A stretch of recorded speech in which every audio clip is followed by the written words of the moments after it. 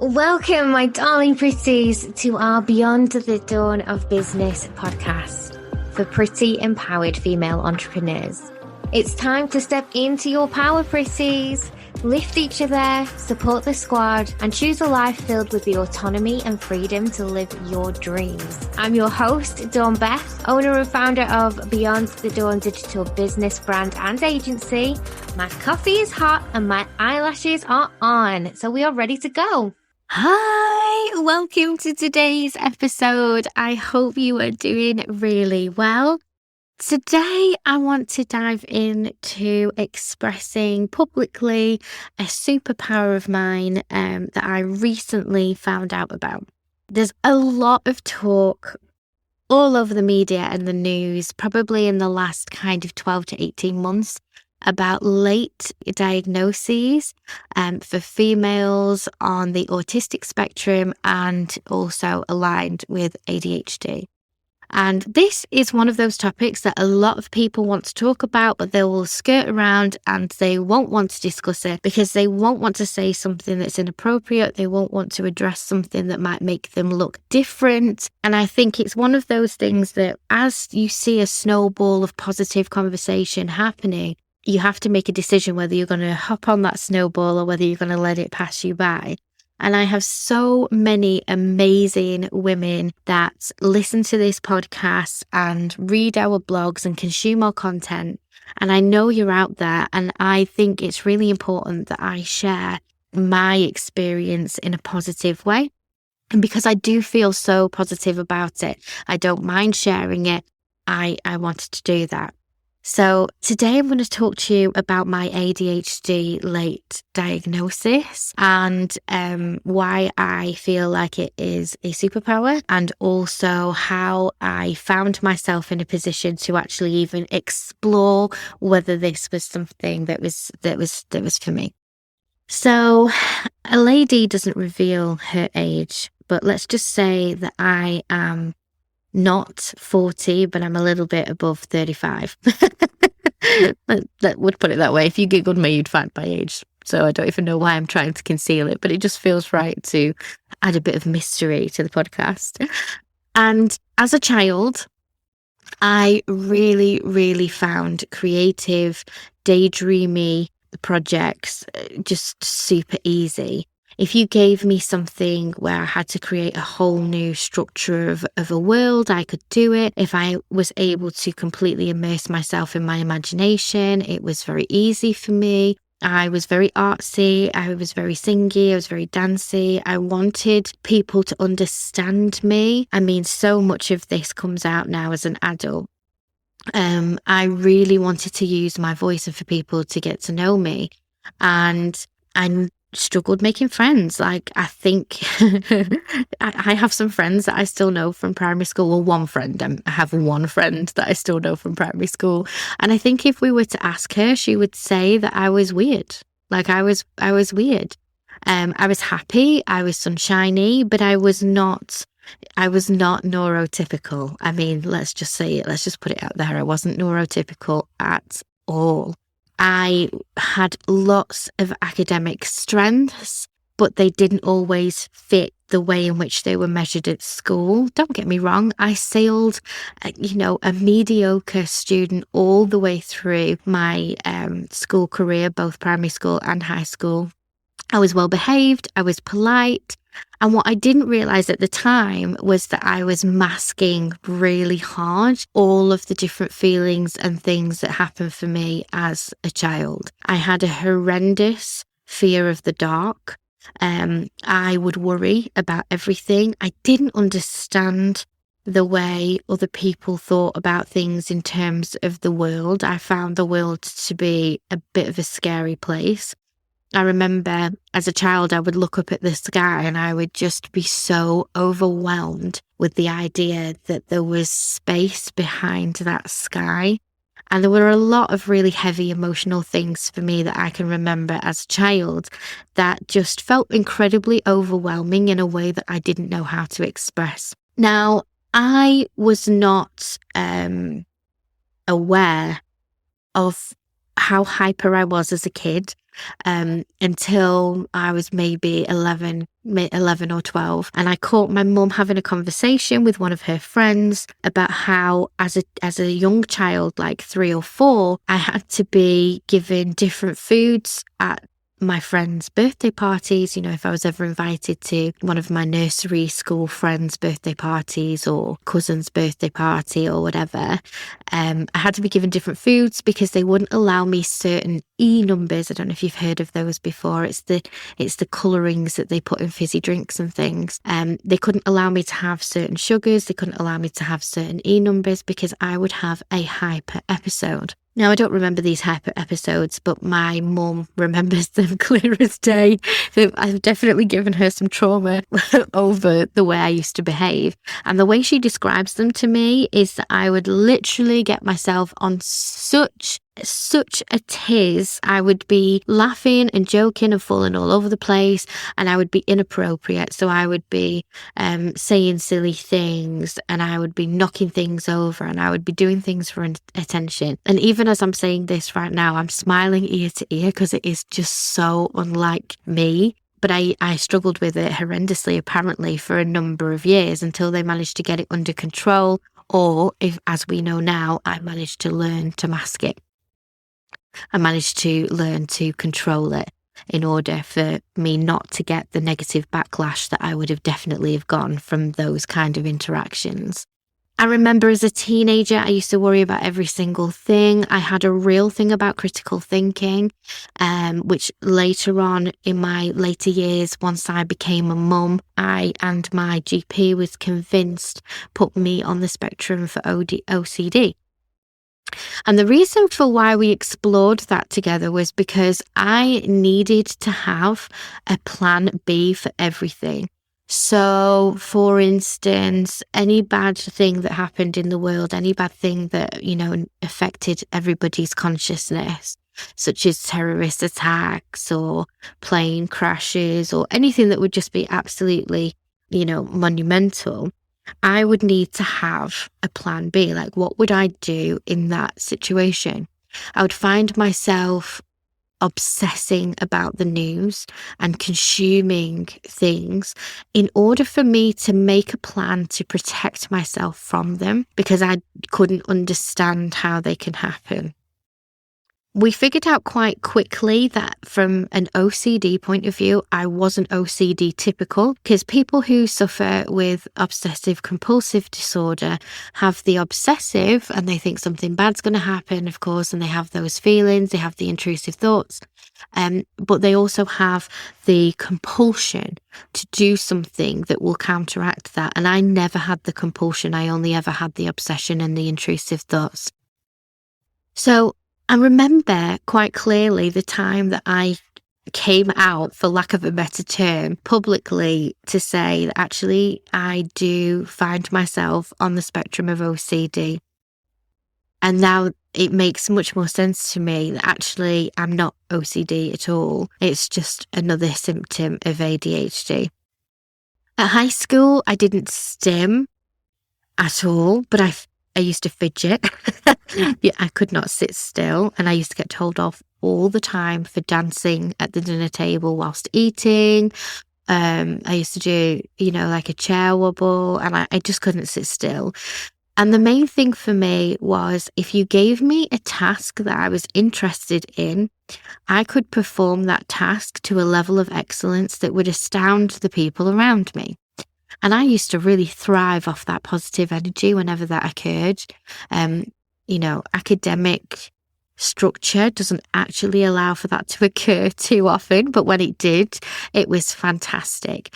But I really struggled with things that I didn't find interesting. For instance, maths was just one of the things that did not float my boat at all. I've gotten into maths, as an adult, because you have to figure out a way to kind of understand your finances and everything that's going on. But at school, I really struggled. I mean, I had a willingness. I really wanted to do well, and I really wanted everybody to be pleased with me. And this just comes back to the masking.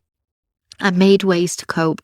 I made ways to learn. But when it comes to focus, oh boy, it was so hard for me to get my brain where it needed to be. And the struggle, the frustration can sometimes still come up for me. Now, in my entrepreneurial style, and this is probably where some of the real clarity has come for me. My entrepreneurial style has always been to get in and dig deep and do what needs to be done.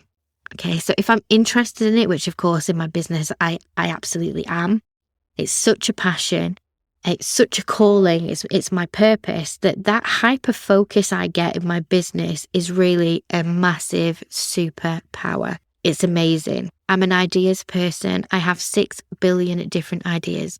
The idea to do this podcast just flew into my brain as well as 100 other things that flew into my brain as I was driving to the studio this morning.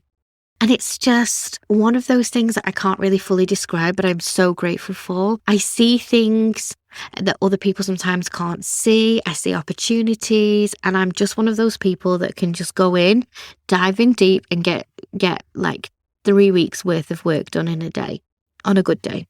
But then there are other days when my brain doesn't want to play ball and nothing feels interesting right now.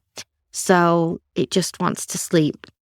And this is where I feel like I've had to train myself a little bit to be proactive. And this is where my hyper planning, my hyper strategy, all of that stuff comes in. The reason for why I'm so strong in those areas, whilst also not naturally leaning into those areas, is because over years and years and years and years, I've had to force myself to learn how to counteract that natural kind of rhythm. And I've given myself almost a comfort zone in the areas that are or would be naturally uncomfortable to me. Now, one of the best things I ever did was I surrounded myself with finisher doers. So the people in my team know that I can sometimes be a bit flighty, and you can have a conversation with me today, and today this is what we're doing, and this is what our direction is, and this is what our priorities are. And if you come back to me in 2 weeks' time, I can tell you whether that's a long-term priority or whether that was a flash in the pan because things have moved on. Now, this is why my superpower works really well in terms of business, because nothing stagnates with me. We're always moving on to the next thing. I'm always firmly placed in gratitude, but I'm always looking for the next thing. I'm always moving on to the next lily pad. And that fast-paced nature is really just one of those things that supports the moving, thriving business that we've got today, especially with digital marketing and the online female entrepreneurial space, because it is a fast-moving space. That being said, I do sometimes still struggle with focus. For instance, this is a big admission that when my team listen to this episode, they're going to giggle about. Right now, I'm not supposed to be recording podcasts. You right now are listening to a result of me leaning into hyperfocus. On the way to the studio today, I knew what I wanted to talk about, and I know that the thing I should be doing right now, which I will do if any of my team are listening, I promise I will do it. It's just not got the same fire inside of me. So I allow myself to do the thing whilst it's in my head, to follow the rabbit down the rabbit hole. I love Alice in Wonderland, and I use the terminology for that. I use metaphors from Alice in Wonderland all the time. But if I see the white rabbit, I'm following that white rabbit. Okay, I'm gonna follow it. I'm gonna go down that rabbit hole, and I'm going to enjoy the wonder of what is pulling on my soul today. But at some point, I will slay the Jabberwocky. I will do the thing that maybe doesn't feel quite as much fun for me, maybe feels a bit more overwhelming for me, might be giving me all the feels over procrastination, or making me try to, put it on the back burner because it just doesn't fill me with ultimate joy. Now, the good thing is, is that 99.9% of the stuff that I do day to day fills me with some kind of joy. Like, so it might be slightly less joyful than me, fully immersing myself into this podcast, but I am lucky that I can tap into my flow and my purpose whilst even doing the things that perhaps don't naturally lean into that joy and flow, which does make it easier for me in terms of me being able to correct myself and make sure that I do the things that need doing and not just follow the passion every single day. My team are really good at taking my ideas, letting me get them to the stage where I'm happy to pass them over, taking them and getting them done. And this is one of the things that I really credit our teamwork and internal brand community for, because everybody understands what my situation is. They get it, they get me, and they know exactly what I need for them to go and do. They just need to take the baton and run, which is fabulous. And they are also really good at managing me. My business operations manager, Steph, is fantastic at managing me and just sending me little emails to say, hey, that thing you were meant to do, did you do it? Just making sure like every single thing is on my calendar, which is just amazing. Now, what I would suggest, if you have any kind of feeling like actually I may feel like I want to explore whether I'm also ADHD, the first thing I did was I looked for resources online.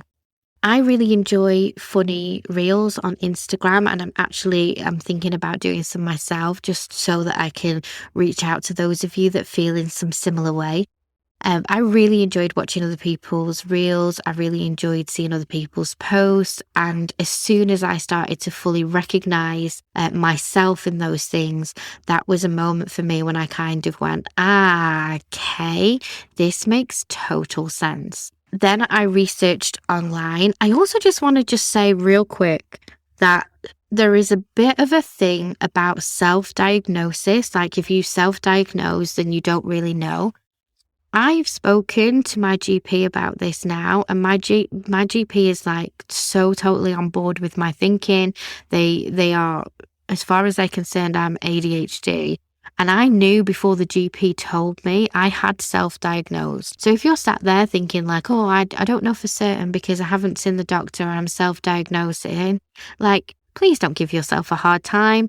You know, what we do when we get a new situation is we go on Google, we look it up, and we're like, oh, okay, so that's a viral infection and I need some antibiotics, or that's something where I need to have my ears cleaned or whatever. Like, you wouldn't worry about going online and self-diagnosing yourself with something normal like chickenpox or the common cold. So don't feel like if you recognize I want to say symptoms, although I feel like that's the wrong word, but if you recognize those behaviors and you go, actually, that could be me, and you go and take a test, don't feel bad about that. Like, the first step to finding out is that self-diagnosis, and nobody can take that away from you. I don't really understand why there's a thing about that. Like, I knew from the things I was reading, I was so sure. And I think if you're looking at ADHD the way ADHD was sold to us, and when it first started being spoken about, it was sold to us that it was something that was for teenage naughty boys who couldn't behave themselves because they were just so hyper that they couldn't bring themselves back down off the ceiling. A little bit like that laughing scene from Mary Poppins, if anybody remembers that. And actually, especially in females, that's just not how it presents.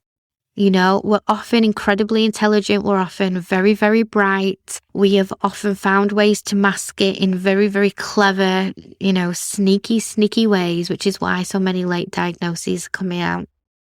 And so often it is assigned to somebody who can do amazing things, that can really use it as a superpower. And I am not ashamed. In fact, I'm really proud. There's a part of me that kind of feels like this is amazing, and I'm so glad I was born this way.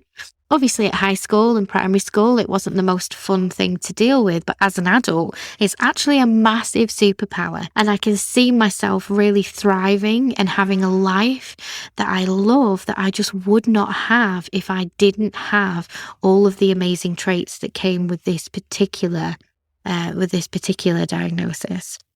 So go. Check it out. If you're feeling that kind of way, go check it out. See if there's anything that resonates with you. Go take the test. Go speak to your GP. You know, I hear that it can be quite difficult to actually go and have all of the tests. I've been very lucky because this whole situation has happened during the COVID situation. I've been able to speak to my GP over the phone and over video chat. I do not need to explore it any further as far as I'm concerned. So we won't be looking at medication and we won't be looking at really anything. It's just good for me to know that the things that I have in place that I've built myself so that I can get by day to day are working for me. And obviously that there are more resources out there should I need to rely on them in the future. I would love to know if this episode has landed with you. Let me know in the free group. If you haven't already joined, please do come and join us. And I will leave it there and speak to you next time. If you're loving our Pretty podcast, come on over to Social Pretties, our online safe house and sisterhood community. It's a safe space where female entrepreneurs connect and thrive in a warm, welcoming fold of pretty amazing women. You'll find an easy redirect in the description, and I can't wait to see you in there. And depending on where you're listening right now, we would love it if you would click subscribe or follow so that you can be the first to know when our new podcasts come out.